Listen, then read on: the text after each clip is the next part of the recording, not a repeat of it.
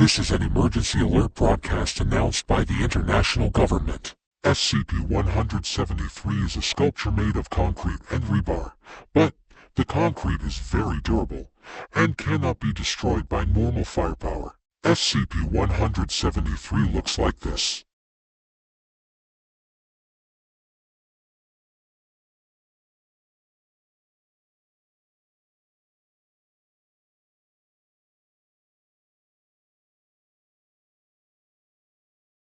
Do not panic.